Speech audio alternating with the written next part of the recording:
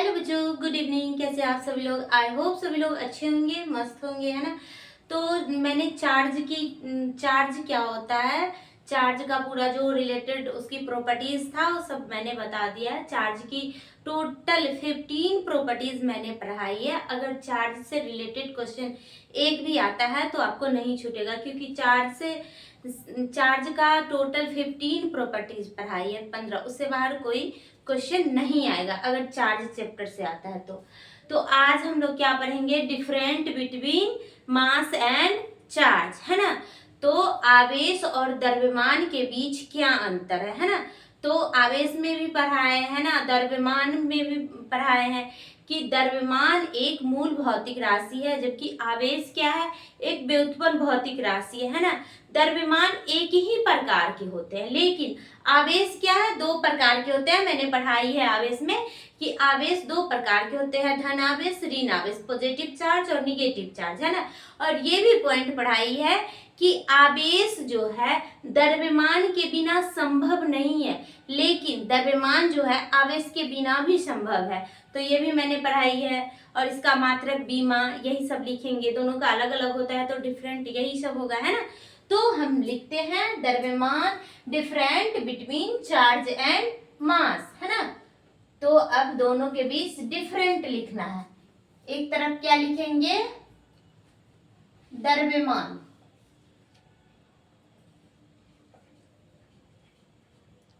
द्रव्यमान, और इधर क्या लिखेंगे? आवेश, चार्ज, है ना।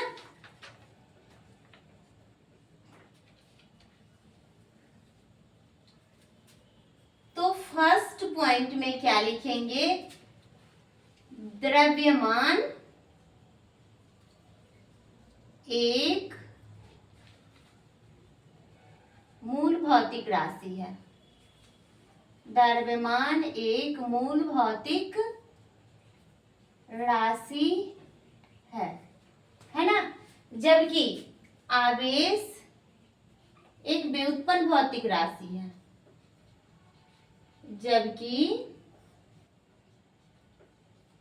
आवेश एक व्युत्पन्न भौतिक राशि है।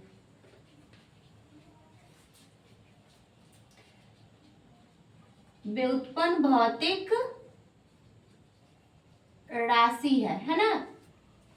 द्रव्यमान एक मूल भौतिक राशि है, जबकि आवेश एक व्युत्पन्न भौतिक राशि है ना।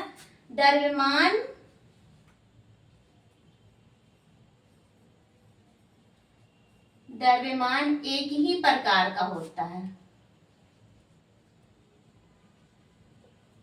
द्रव्यमान एक ही प्रकार का होता है। और इसमें क्या लिखेंगे? आवेश दो प्रकार का होता है। जबकि आवेश दो प्रकार का होता है, धन आवेश और ऋण आवेश, दो प्रकार का होता है ना। और द्रव्यमान का SI मात्रक क्या होता है? kg होता है।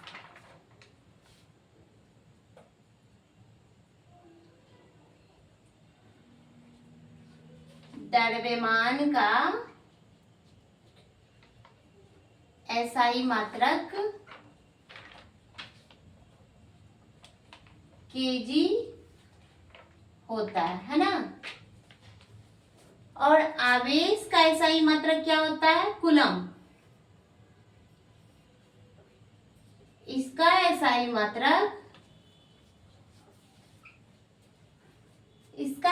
मात्रक कूलम्ब होता है, जिसे एम्पियर सेकेंड भी कहते हैं ना। कूलम्ब होता है ना। तो इसका SI मात्रक कूलम्ब होता है, जिसे एम्पियर सेकेंड भी कहते हैं, और इसका SI मात्रक kg होता है ना। और द्रव्यमान का बीमा क्या होता है? इसका बीमा M होता है, कैपिटल M, है ना। M होता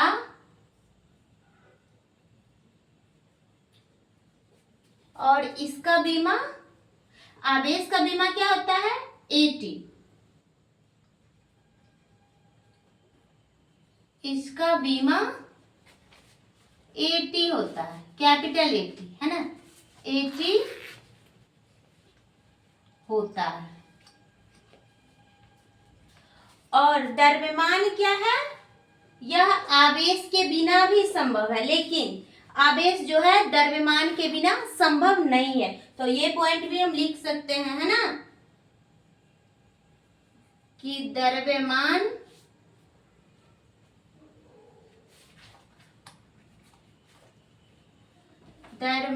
आवेश के बिना संभव है,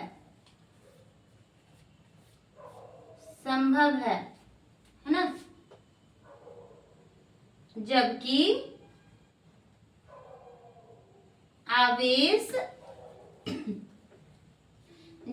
आवेश द्रव्यमान के बिना संभव नहीं है, द्रव्यमान के बिना संभव नहीं है ना। ये द्रव्यमान जो है आवेश के बिना संभव है, लेकिन आवेश जो है द्रव्यमान के बिना संभव नहीं है। अर्थात आवेश वही होता है जहां द्रव्यमान होती है, लेकिन द्रव्यमान वहां भी होता है जहां आवेश नहीं होती है। तो ये भी पॉइंट हम पढ़ा चुके हैं ना, तो इसके डिफरेंट में लिखेंगे, है ना। और क्या लिखेंगे 6 नंबर में, द्रव्यमान जो है कण के वेग पर निर्भर करता है, लेकिन आवेश कण के वेग पे निर्भर नहीं करता है ना। द्रव्यमान है कण के वेग पे निर्भर करता है, लेकिन आवेश क्या है, कण के वेग पे निर्भर नहीं करता है। यह कण के वेग पर निर्भर करता है ना। द्रव्यमान जो है कण के वेग पर निर्भर करता है, लेकिन आवेश क्या है, किसी कण के वेग पर निर्भर नहीं करता है ना। तो क्या लिखेंगे, यह कण के वेग पर निर्भर नहीं करता है। यह कण के वेग पर निर्भर नहीं करता है, और द्रव्यमान क्या है, कण के वेग पर निर्भर करता है ना। और द्रव्यमान में केवल आकर्षण होता है ना, द्रव्यमान में केवल आकर्षण होता है, लेकिन आवेश में क्या होता है, आकर्षण और विकर्षण दोनों होता है ना। तो ये पॉइंट भी लिखेंगे हम।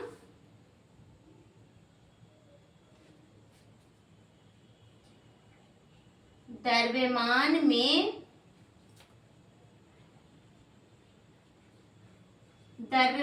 में केवल आकर्षण होता है, द्रव्यमान में केवल आकर्षण होता है, लेकिन आवेश में क्या होता है, आकर्षण और विकर्षण दोनों होता है ना। द्रव्यमान में केवल आकर्षण होता है, लेकिन आवेश में क्या होता है, आकर्षण और विकर्षण दोनों होता है। इसमें आकर्षण एवं विकर्षण दोनों होता है,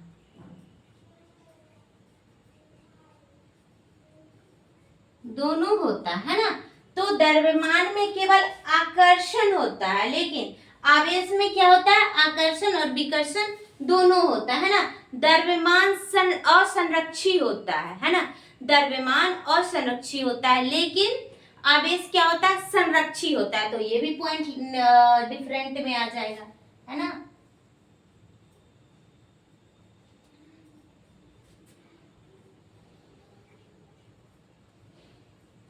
द्रव्यमान असंरक्षी होता है, द्रव्यमान असंरक्षी होता है, जबकि आवेश क्या होता है, संरक्षी होता है या संरक्षी होता है।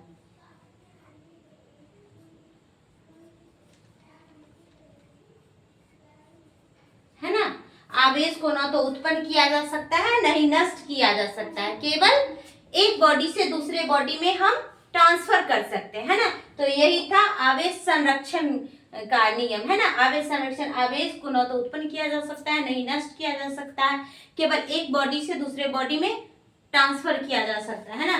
तो आवेश संरक्षी होता है और यह असंरक्षी होता है। तो यही है द्रव्यमान और आवेश के बीच टोटल 8 अंतर, है ना। टोटल 8 पॉइंट्स मैंने लिखाई है। तो द्रव्यमान क्या क्या लिखा है? द्रव्यमान एक मूल भौतिक राशि है, जबकि आवेश एक व्युत्पन्न भौतिक राशि है। द्रव्यमान का एसआई मात्रक केजी होता है, जबकि आवेश का एसआई मात्रक कूलम्ब होता है, जिसे एम्पियर सेकेंड कहते हैं। द्रव्यमान एक ही प्रकार का होता है, जबकि आवेश 2 प्रकार का होता है, positive charge and negative charge, धन आवेश और ऋण आवेश, है ना। द्रव्यमान की बीमा m होती है, जबकि आवेश की बीमा 80 होती है ना। द्रव्यमान जो है आवेश के बिना भी संभव है, लेकिन आवेश द्रव्यमान के बिना संभव नहीं है, अर्थात आवेश वही होता है जहां द्रव्यमान होती है ना। और द्रव्यमान जो है किसी कण के वेग पे निर्भर करता है, लेकिन आवेश किसी कण के वेग पे निर्भर नहीं करता, है ना। और द्रव्यमान में केवल आकर्षण होता है, जबकि आवेश में आकर्षण और विकर्षण दोनों होता है। द्रव्यमान असंरक्षी होता है और आवेश संरक्षी होता है ना। तो आई होप आप लोगों को यहाँ तक समझ में आ गया होगा। तो आप लोग इसे लिख लें और एक बार फिर से रिवाइज कर लें, है ना। फिर मिलती हूँ आपसे नेक्स्ट क्लास में। आज के लिए इतना ही, है ना। तब तक के लिए बाय बाय, टेक केयर।